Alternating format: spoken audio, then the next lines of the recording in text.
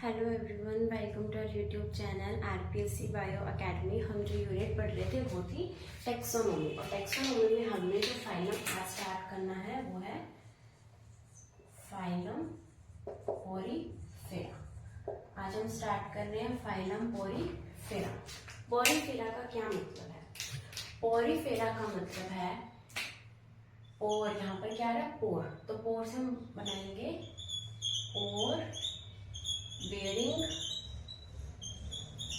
Animals,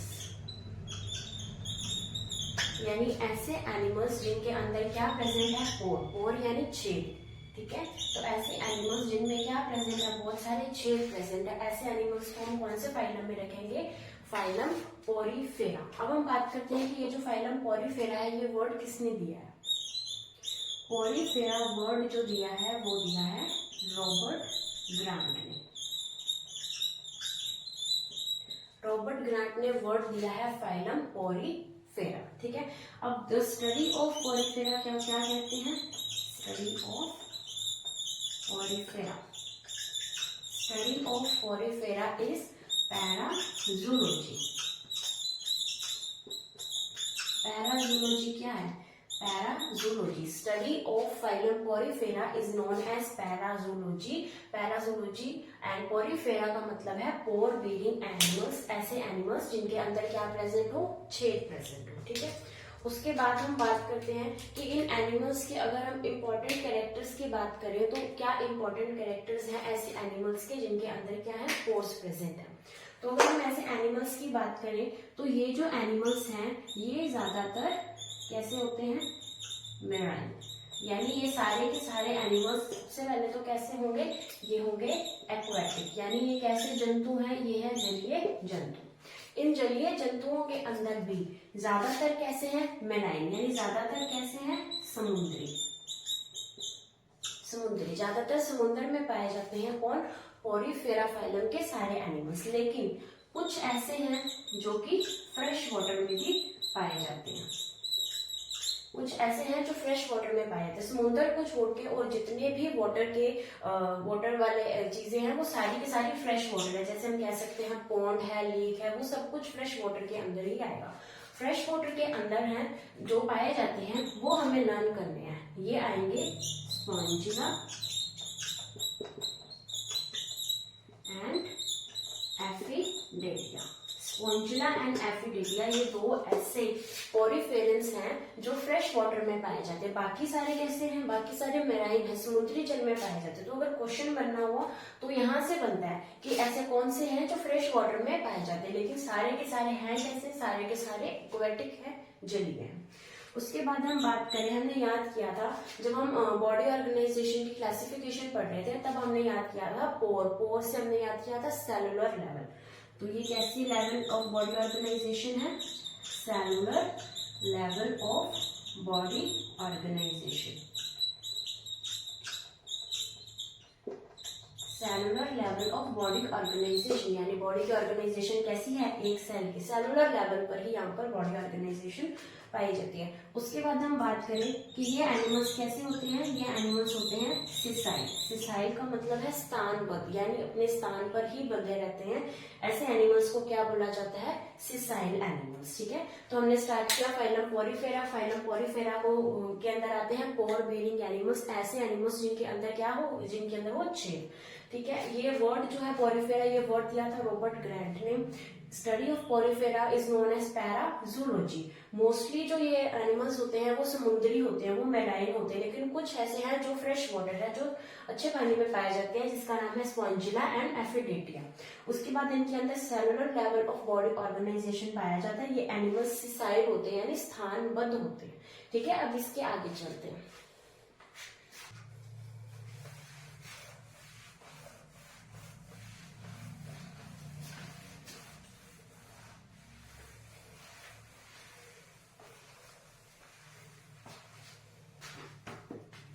अभी हमने बात की थी कि ये पोरीफेरा यानी इसके अंदर प्रेजेंट होते हैं पोर। तो किस तरीके के पोर प्रेजेंट होते हैं हम उसकी बात करते हैं। यहाँ पर जो पोर है वो दो तरीके के प्रेजेंट होते हैं। दो तरीके कौन से हैं? एक आएंगे डर्मल ओस्टिया, और एक आएगा ओस्कुलम। डर्मल, ओस्टिया एंड ओस्कुलम क्या है? ये है इन पोर्स के नाम, इन छेद के नाम जो इन एनिमल्स के अंदर प्रेजेंट होते हैं। जैसे कि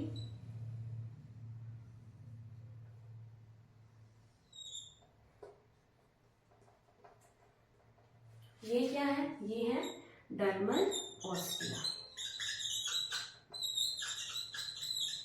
और यहाँ पर क्या प्रेजेंट होगा? ओस्कुलम। ठीक है, तो इसका क्या महत्व है, इन ओस्टिया का क्या महत्व है, इस ओस्कुलम का क्या महत्व है? ठीक है, अभी हमने बात की कि ये वाले जो एनिमल्स हैं ये किसमें रहते हैं? ये रहते हैं पानी के अंदर। ये सारे के सारे एक्वेटिक है, यानी इनका खाना पीना, इनका एक्सक्रीशन, रेस्पिरेशन सब कहाँ होगा? पानी के अंदर होगा। अब ये डर्मल ओस्टिया का क्या काम है? इन डर्मल ओस्टिया का काम है इस पानी को अपनी बॉडी के अंदर लेना। ये क्या करेंगी? इस पानी को, इस वाटर करंट को अपने अंदर लेंगी और यहाँ से जो इनको फूड पार्टिकल्स खाना है, जो रेस्पिरेशन करना है, डाइजेशन करना है, वो सारा इन डर्मल ओस्टिया के थ्रू होगा। और जो भी चीजें बॉडी से बाहर निकलेंगी वो किसके थ्रू निकलेंगी? ओस्कुलम के थ्रू। यानी वाटर करंट इस तरीके से आएगा और ऊपर से निकल जाएगा, ओस्टिया से आएगा, ओस्कुलम से निकल जाएगा और इसके अंदर जो भी इसका खाना है वो ले लिया जाएगा, इसका रेस्पिरेशन कर लिया जाएगा, एक्सक्रीशन भी इसके थ्रू ही हो जाता है। ठीक है, तो यहाँ पर हम ये कह सकते हैं कि डर्मल ओस्टिया का जो नंबर है वो तो ज्यादा होगा, लेकिन ओस्कुलम का नंबर कम होगा, क्योंकि एक या दो ही हो सकते हैं। ओस्कुलम तो एक ही है, लेकिन ये साइज में बड़ा है। लेकिन ओस्टिया छोटे छोटे पोर्स है जो एनिमल की बॉडी के ऊपर प्रेजेंट होते हैं और यहाँ से वाटर करंट इनकी बॉडी के अंदर आता है। ठीक है, तो ये हमने बात की कि दो तरीके के पोर्स प्रेजेंट होते हैं, डर्मल ओस्टिया एंड ओस्कुलम। ठीक है, अभी आगे चलते हैं।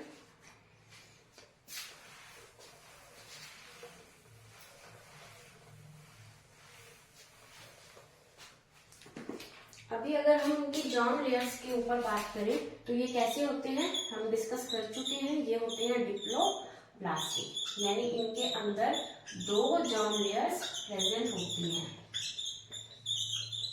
दो जर्म लेयर्स इनके अंदर प्रेजेंट होंगी। हमने नाम भी लिया था, एक आएगी एक्टोडर्म और एक होती है एंडोडर्म। अब इसके अंदर स्पेशल चीज ये है कि यहाँ पर इनकी जो बॉडी वॉल है, इनकी जो ये जर्म लेयर है, इसका नाम एक्टोडर्म और एंडोडर्म ना होकर इनकी जो ये वॉल है इनका नाम स्पेशलाइज्ड कर दिया गया है। कैसे? एक्टोडर्म का नाम है पिनेकोडर्म और एंडोडर्म का नाम है कोएनोडर्म। तो इनकी ये जो स्पेशलाइज्ड नेम है हमने ये याद रखनी है, पिनेकोडर्म एंड कोएनोडर्म। पिनेकोडर्म के अंदर क्या प्रेजेंट होंगे? सेल्स प्रेजेंट होंगे और उन सेल्स को बोला जाता है पिनेकोसाइट्स। इन सेल्स को बोलेंगे पिनेकोसाइट्स। और कोएनोडर्म के अंदर जो सेल्स प्रेजेंट होंगे उन्हें बोला जाएगा कोएनोसाइट्स। कोएनोसाइट्स को और भी नाम से जाना जाता है, जैसे कि कॉलर सेल्स, जैसे कि फ्लैजिलेटेड सेल्स। ठीक है, तो इसके जो ऊपर वाली लेयर है उसे बोला गया पिनेकोडर्म, इसकी जो नीचे वाली लेयर है उसे बोला गया कोएनोडर्म। अगर हम इसको डायग्रामेटिकली देखें तो हमने अभी ये स्ट्रक्चर बनाई थी।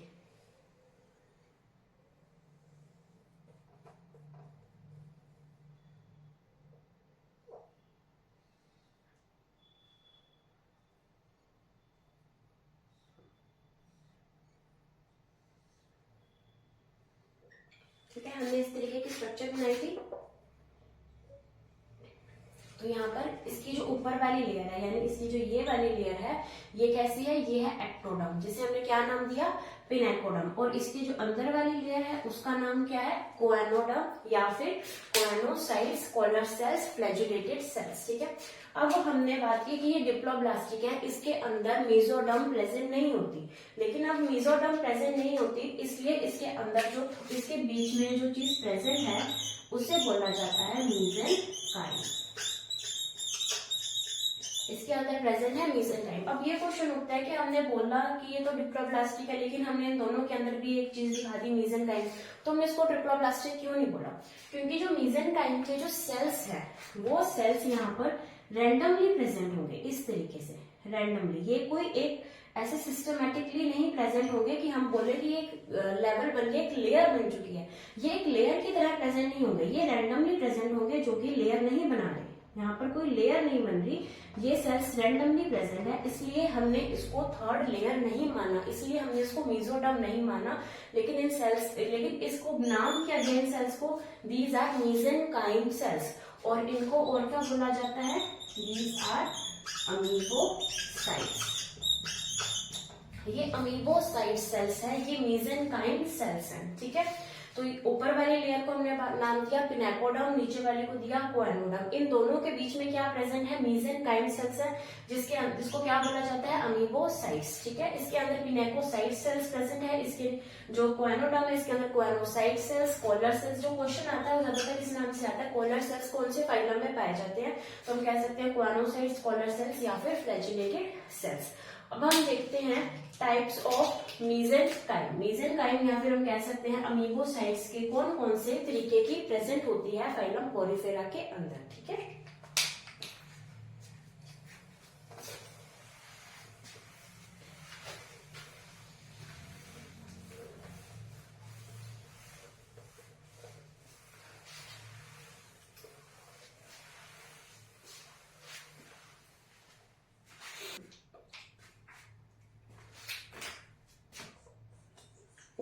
अब हम डिस्कस करेंगे टाइप्स ऑफ मेसेनकाइम। मेसेनकाइम, इससे जो है इस पार्ट से क्वेश्चन ज्यादातर बनता है, तो हमने ये पार्ट बहुत अच्छे से पढ़ना है, ठीक है। सबसे पहला आएगा आर्कियोसाइट्स। मेसेनकाइम आर्कियोसाइट्स भी हो सकती हैं। आर्कियोसाइट्स का क्या मतलब है? आर्कियोसाइट्स का मतलब है कि इसके अंदर जो सेल्स प्रेजेंट है वो कैसी हैं? वो है टोटिपोटेंट सेल्स। टोटिपोटेंट सेल्स, टोटिपोटेंस का मतलब क्या होता है? टोटिपोटेंट का मतलब होता है टोटी प्लस पोटेंट। टोटी means total, potent means potential, यानी इनके अंदर टोटल पोटेंशियल है। किस चीज का पोटेंशियल है? इनके अंदर प्रॉपर पोटेंशियल है टू रीजनरेट, यानी कि एक आर्कियोसाइट इसके अंदर इतना पोटेंशियल है कि ये कंप्लीट ऑर्गेनिज्म बना सकती है, कंप्लीट एनिमल की फॉर्मेशन कर सकती है। कौन कर सकती है? आर्कियोसाइट। आर्कियोसाइट क्या है? अ टाइप ऑफ मेसेनकाइम या फिर अमीबोसाइट सेल्स, ठीक है। तो अमीबोसाइट सेल्स या मेसेनकाइम का एक टाइप है क्या? Archaeocyte cells. ये आर्कियोसाइट सेल्स के अंदर इतनी पावर है कि एक आर्कियोसाइट कंप्लीट एनिमल की फॉर्मेशन कर सकती है, तो इसलिए इनको क्या बोला जाता है?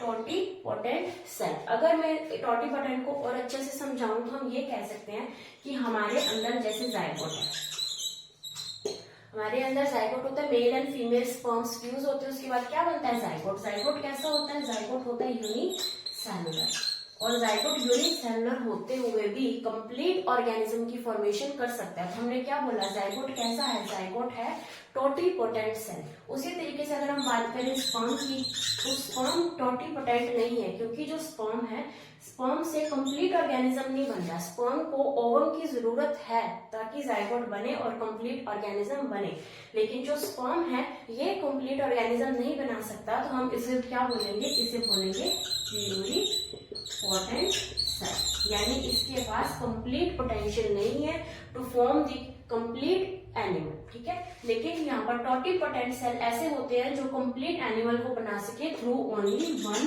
सेल, और ये सेल को क्या बोला जाता है? आर्कियोसाइट्स। आर्कियोसाइट्स किसके अंदर बोला गया? फाइलम पोरिफेरा के अंदर। हम जैसे जैसे आगे फाइलम्स पढ़ेंगे ये नाम बदलते रहेंगे, लेकिन ये काम उनका रहेगा। रीजेनरेशन जहां जहां पढ़ेंगे वहां पर कोई ना कोई सेल्स ऐसे प्रेजेंट होंगे जो कि टोटिपोटेंसी शो करेंगे, और ये जो नाम है ये बदलते रहेंगे, लेकिन इनकी जो काम है वो यही रहेगा, ठीक है। तो अभी हमने क्या पढ़ा? फर्स्ट पढ़ा मेसेनकाइम का टाइप क्या था? आर्कियोसाइट सेल्स, ठीक है। अभी हम सेकेंड पढ़ते हैं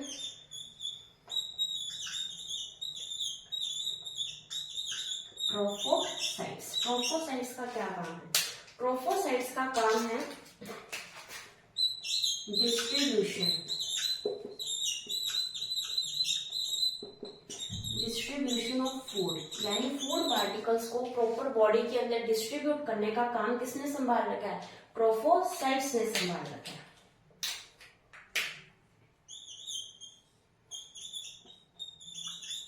कोलेनोसाइट्स, कोलेनोसाइट्स का क्या काम है?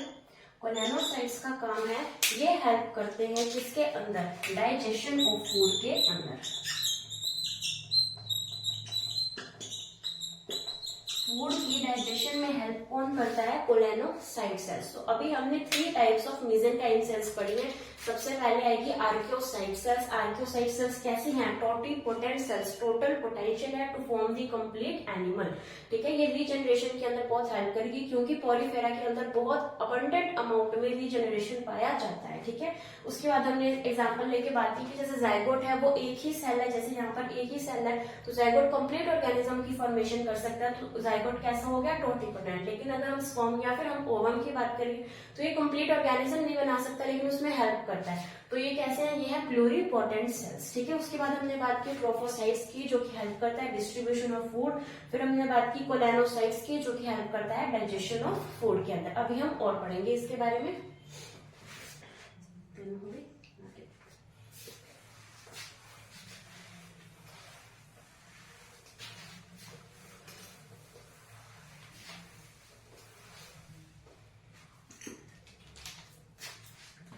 अब हम पढ़ेंगे 4th टाइप,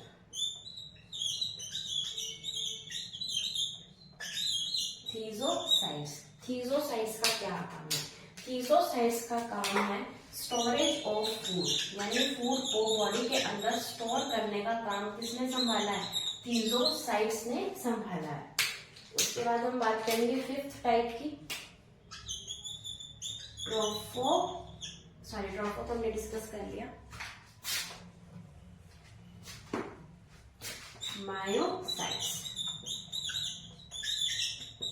मायोसाइट्स क्या है? मायोसाइट्स हेल्प करता है मसल्स के लाइक, ये मसल्स की तरह वर्क करेगा। जैसे हमारी बॉडी में मसल्स होती है, वैसे ये मायोसाइट्स हेल्प करेगा मसल्स लाइक फॉर्मेशन में, और इनकी तरह ही कॉन्ट्रैक्शन करेगा। मसल्स की तरह वर्क करेगा और इनकी तरह ही कॉन्ट्रैक्शन करेगा बॉडी को मूव करने में। और अगर हम बात करें कि ये जो मसल्स हैं, ये जो मायोसाइट्स हैं, ये क्या बनाती हैं? ये बनाती हैं एक सर्कुलर स्फिंक्टर। एक सर्कुलर स्फिंक्टर की फॉर्मेशन करती हैं इस बॉडी के अंदर। पोरीफेरन के अंदर एक सर्कुलर स्फिंक्टर की फॉर्मेशन मायोसाइट्स के द्वारा की जाती है। और ये जो सर्कुलर स्फिंक्टर की फॉर्मेशन किससे होती है? ये क्वेश्चन असिस्टेंट प्रोफेसर 2016 के अंदर आ चुका है कि सर्कुलर स्फिंक्टर की फॉर्मेशन जो पोरीफेरा में होती है वो कौन सी सेल्स के द्वारा होती है? तो वो होती है मायोसाइट्स के द्वारा। ठीक है, उसके बाद हम चलते हैं इसके आगे, क्रोमोसाइट्स।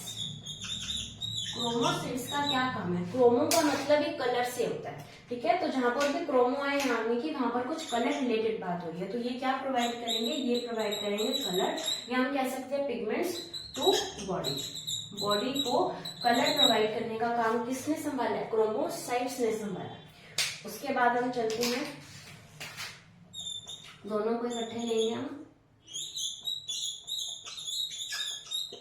स्पॉन्जियोब्लास्ट एंड स्क्लेरोब्लास्ट।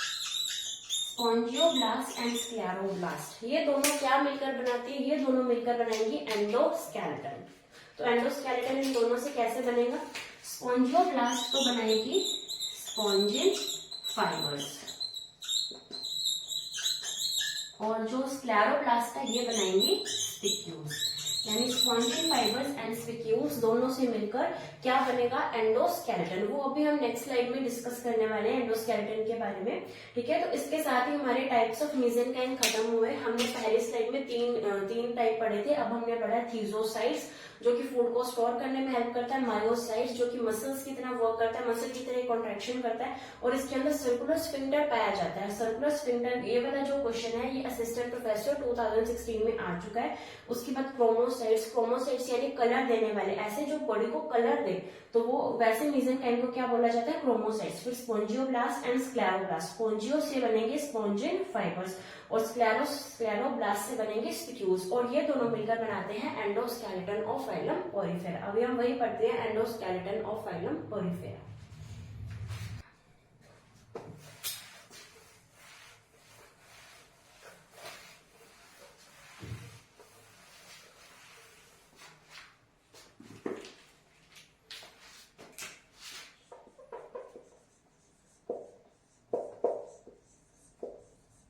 अभी हम पढ़ रहे हैं एंडोस्केलेटन ऑफ फाइलम पोरिफेरा। अगर हम बात करें एंडोस्केलेटन की, हम अभी पढ़ के आए हैं एंडोस्केलेटन बनता है स्पिक्यूल्स का प्लस स्पॉन्जिन फाइबर्स का। स्पिक्यूल्स एंड स्पॉन्जिन फाइबर्स मिलकर क्या बनाते हैं, एंडोस्केलेटन। ठीक है, और इसका जब हम क्लासिफिकेशन पढ़ेंगे पोरिफेरा का, तो वो भी उसका बेस क्या होगा, यही एंडोस्केलेटन उसका बेस होगा। ठीक है, अभी हम बात करें स्पिक्यूल्स की। तो जो स्पिक्यूल्स हैं वो इसके अंदर दो तरीके के पाए जाते हैं। एक तो पाए जाएंगे कैल्शियम कार्बोनेट के स्पिक्यूल्स, एक पाए जाएंगे सिलिका के स्पिक्यूल्स। सिलिका यानी SiO2। या तो कैल्शियम कार्बोनेट के स्पिक्यूल्स पाए जाएंगे या फिर सिलिका के स्पिक्यूल्स पाए जाएंगे, और इसके साथ क्या प्रेजेंट होंगे, स्पॉन्जिन फाइबर्स। अगर हम स्पिक्यूल्स की बात करें तो स्पिक्यूल्स हो सकते हैं मोनो एक्सोन, ये हो सकते हैं ट्राई एक्सोन, ये हो सकते हैं टेट्रा एक्सोन, ये हो सकते हैं 6 रेडिएट। ठीक है, ठीक है। मोनो एक्सोन का मतलब है कि ये स्पिक्यूल्स होंगे कुछ इस तरीके का स्पिक्यूल्स। ट्राई एक्सोन का मतलब है ये स्पिक्यूल होगा कुछ इस शेप में, 3 निकलेंगे यहाँ पर। टेट्राएक्सोन का मतलब होगा ये स्पिक्यूल होगा कुछ इस शेप में। ठीक है, और 6 रेडिएट का मतलब होगा ये स्पिक्यूल होगा जिसके अंदर 6 रेडिएट निकले होंगे, तो ये हो जाएगा 6 रेडिएट स्पिक्यूल। तो ये हमने बात की स्पिक्यूल्स की, स्पिक्यूल्स किस तरीके के प्रेजेंट होते हैं इसके एंडोस्केलेटन में। कैल्शियम कार्बोनेट के भी बने हो सकते हैं, सिलिका के भी बने हो सकते हैं, मोनो एक्सोन भी हो सकते हैं, ट्राई एक्सोन भी हो सकते हैं, टेट्रा एक्सोन भी हो सकते हैं, और 6 रेडिएट भी हो सकते हैं। यहाँ पर हमने 2 एक्सोन वाला नहीं लिया क्योंकि 2 एक्सोन वाला एब्सेंट होता है। यहाँ पर कोई भी बाई एक्सोन कह सकते हैं वो प्रेजेंट नहीं होगा, या डाई एक्सोन प्रेजेंट नहीं होगा। और हमने बात की एंडोस्केलेटन, क्या एंडोस्केलेटन सबके अंदर प्रेजेंट होगा, तो मोस्टली हाँ सबके अंदर प्रेजेंट होगा, लेकिन इसके अंदर एक एग्जांपल आता है ऑस्करेला। इस ऑस्करेला के अंदर एंडोस्केलेटन एब्सेंट होता है, एंडोस्केलेटन एब्सेंट होता है ऑस्करेला के अंदर। तो हमें ये भी पता होना चाहिए कि कौन सा ऐसा पोरिफेरा है जिसके अंदर एंडोस्केलेटन एब्सेंट होता है, तो वो है ऑस्करेला। ठीक है, अभी हम इससे आगे चलते हैं एंडोस्केलेटन से।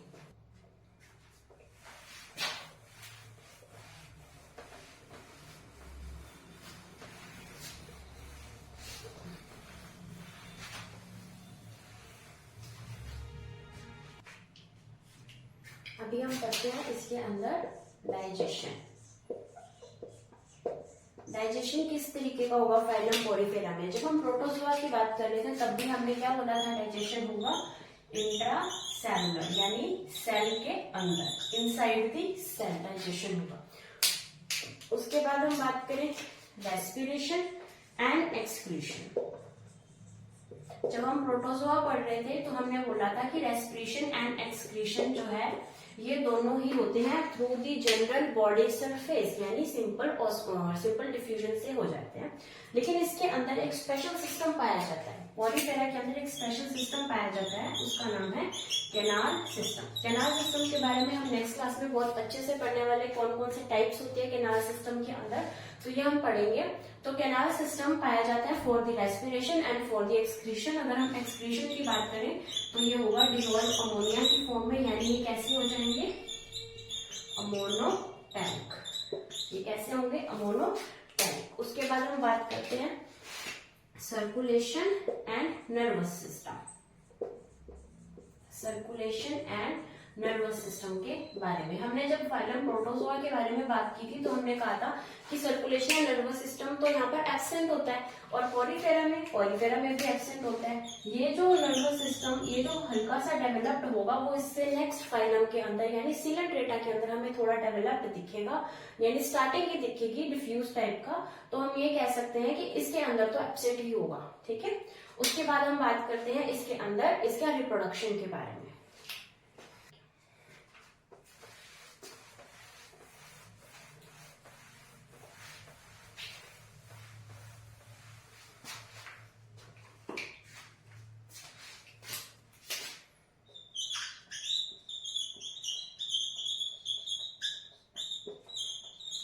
बात करें रिप्रोडक्शन की तो दो तरीके के रिप्रोडक्शन पाए जाते हैं फाइलम पॉलीफेरा में। एक होता है asexual reproduction and sexual reproduction. Asexual and sexual reproduction. अगर हम एसेक्सुअल की बात करें तो एसेक्सुअल के अंदर आता है सबसे पहला मेथड फ्रेगमेंटेशन। फ्रेगमेंटेशन का मतलब है कि एनिमल्स को फ्रेगमेंट्स के अंदर बांट दो। जैसे कि ये कोई एनिमल है, इसको हमने ऐसे ब्लेड लेकर इसको ऐसे 3 पार्ट्स में हमने काट दिया। तो अब क्या है कि ये पार्ट जो है ये पार्ट है और ये हमारे पास 3 पार्ट्स आ गए, ठीक है। अब ये पार्ट कंप्लीट ऑर्गेनिज्म बनाएगा, ये पार्ट कंप्लीट ऑर्गेनिज्म बनाएगा और ये पार्ट कंप्लीट ऑर्गेनिज्म बनाएगा। तो हमने इसी को तो क्या बोला था, टोटिपोटेंसी यानी टोटल पोटेंशियल। और ये किसके अंदर होता है, ये होता है आर्कियोसाइट्स के अंदर, यानी ऐसे एनिमल्स जिनके अंदर आर्कियोसाइट्स प्रेजेंट है वो एक सेल ही कंप्लीट ऑर्गेनिज्म बना सकती है। तो फ्रेगमेंटेशन उन एनिमल्स में देखने को मिलेगा जिनके अंदर आर्कियोसाइट्स प्रेजेंट है। सेकंड हम बात करें बडिंग। बडिंग हमने प्रोटोजोआ के अंदर देखी थी उसके अंदर हल्का सा बड बन जाता है। यहाँ पर कैसे बनेगा, यहाँ पर अगर इस तरीके का कोई एनिमल है,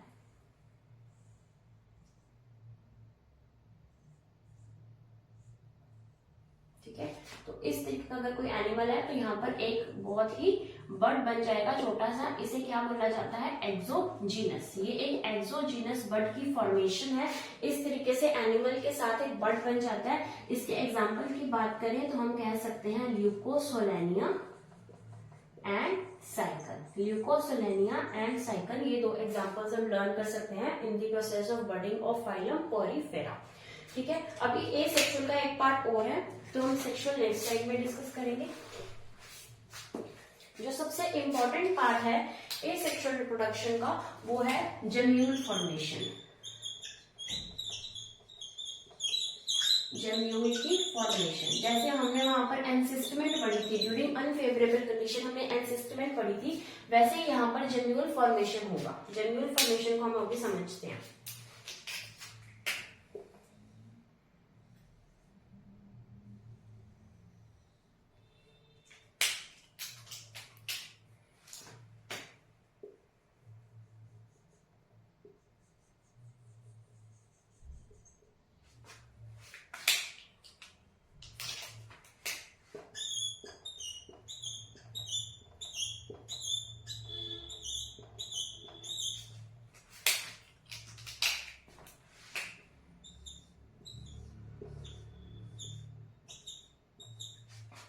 ये है एक जम्यूल। जम्यूल क्या है, जम्यूल के अंदर कोई एक ऐसा ऑर्गेनिज्म है जिसके अराउंड एक इस तरीके की एक लेयर बन जाती है जो उसको अनफेवरेबल कंडीशन से बचाती है।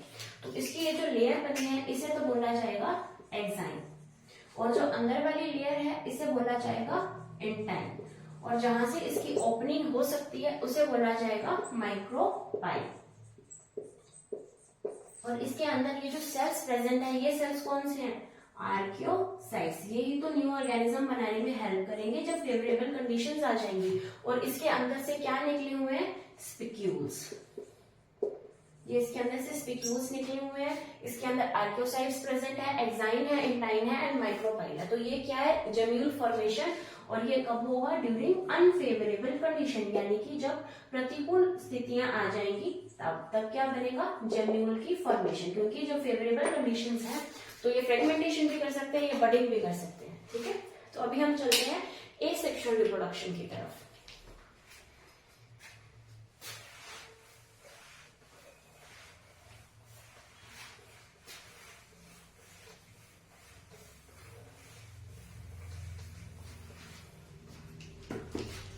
हम देखेंगे सेक्सुअल रिप्रोडक्शन।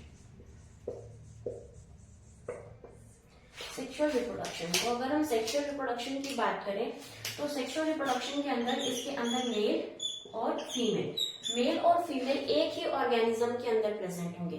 ठीक है, तो इसे क्या बोला जाता है? इसे बोला जाता है मोनोएशियस, यानी मेल एंड फीमेल एक ही एनिमल के अंदर प्रेजेंट होंगे, इसे बोला जाता है मोनोएशियस। अब जब मेल एंड फीमेल एक ही ऑर्गेनिज्म के अंदर प्रेजेंट होंगे तो हम ये कह सकते हैं कि आपस में यहाँ पर जो है फर्टिलाइजेशन हो जाएगा, लेकिन ऐसा नहीं हो पाता। क्यों नहीं हो पाता? क्योंकि ये होते हैं प्रोटोगाइनस। ये एनिमल्स कैसे होते हैं? प्रोटोगाइनस। प्रोटोगाइनस का मतलब है कि यहाँ पर जो फीमेल्स हैं वो मेच्योर हो जाती हैं पहले देन मेल्स, यानी मेल अभी तक मेच्योर नहीं हुआ है लेकिन फीमेल जल्दी मेच्योर हो जाती है। तो यहाँ पर ये सेक्सुअल रिप्रोडक्शन फिर किस तरीके से होगा?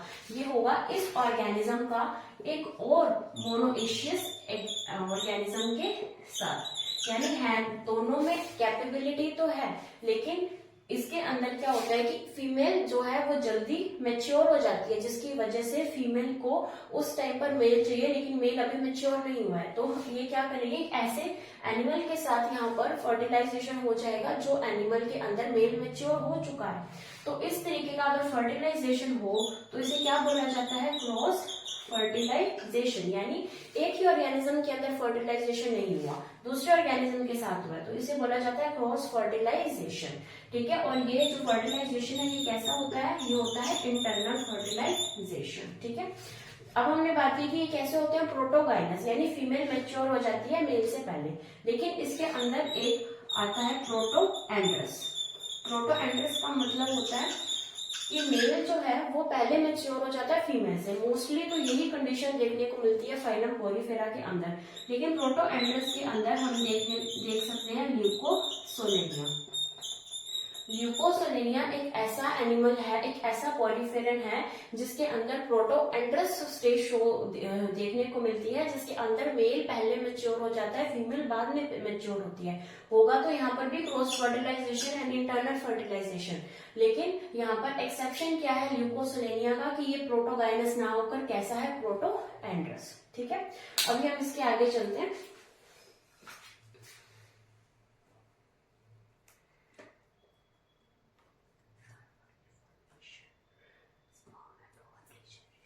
Larva, sperm and ovum regeneration.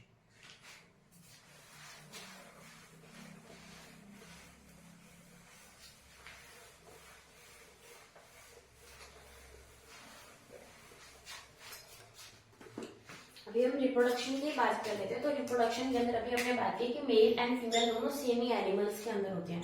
तो ये जो मेल एंड फीमेल के अंदर क्या बनेंगे? Sperm and ovum. In sperm and ovum की फॉर्मेशन कौन करेगा? इन स्पर्म एंड ओवम की फॉर्मेशन करेंगे आर्कियोसाइट सेल्स, यानी आर्कियोसाइट सेल्स के पास बहुत काम है। इन्होंने रीजनरेशन भी करना है, इन्होंने स्पर्म एंड ओवम की फॉर्मेशन भी करनी है। तो स्पर्म एंड ओवम की फॉर्मेशन होगी आर्कियोसाइट सेल्स के द्वारा। उसके बाद हम बात करते हैं कि जो यहाँ पर सेक्सुअल रिप्रोडक्शन होता है उसके अंदर बनते हैं लार्वा। यहाँ पर क्या फॉर्मेशन होती है? लार्वा की, यानी इनडायरेक्ट डेवलपमेंट होता है, डायरेक्ट डेवलपमेंट नहीं होता। अब लार्वा को कैसे याद करेंगे? लार्वा को हमें याद करना है परम से। पैसे पोरीफेरा, पोरीफेरा के अंदर कौन से लार्वा है? परम। परम का मतलब है, हम अगर यहां से उठाएं तो एम्फीब्लास्टुला एंड यहां से उठाएंगे पैरेन्काइमुला। एम्फीब्लास्टुला एंड पैरेन्काइमुला ये दो लार्वा है फाइलम पोरीफेरा के अंदर। कई बार क्या होता है सिर्फ लार्वा से सीधा क्वेश्चन उठा के पूछ लिया जाता है। तो एम्फीब्लास्टुला एंड पैरेन्काइमुला यानी कि परम। परम कहाँ है? परम लार्वा प्रेजेंट है फाइलम पोरीफेरा के अंदर। ठीक है, हमने क्या डिस्कस किया? हमने किया कि जो आर्कियोसाइट्स हैं वो बनाती हैं स्पर्म एंड ओवम को, और इसके अंदर दो लार्वा प्रेजेंट है, एम्फीब्लास्टुला एंड पैरेन्काइमुला। उसके अलावा हम पढ़ चुके हैं कि यहाँ पर जो रीजेनरेशन है वो बहुत ही अबंडेंट अमाउंट में पाई जाती है, यानी बहुत ज्यादा मात्रा में पाई जाती है रीजेनरेशन। ठीक है, और जो अबंडेंट अमाउंट में पाई जाती है रीजेनरेशन, तो इसके लिए कैल्शियम एंड मैग्नीशियम आयंस की बहुत ही जरूरत होती है। कैल्शियम एंड मैग्नीशियम आयंस के बिना रीजनरेशन नहीं हो सकती, और हमें ये पढ़ना इसलिए जरूरी है क्योंकि ये क्वेश्चन भी आ चुका है कि कौन से आयंस की जरूरत होती है। ये क्वेश्चन भी असिस्टेंट प्रोफेसर 2016 में आया होगा, कौन से आयंस की जरूरत होती है फॉर द रीजनरेशन, तो कैल्शियम एंड मैग्नीशियम आयन की जरूरत होती है। ठीक है, तो आज के लिए इतना ही। कल हम फाइलम पॉरीफेरा को खत्म करेंगे। आप वीडियो को लाइक कीजिए, चैनल को सब्सक्राइब कीजिए। Thank you.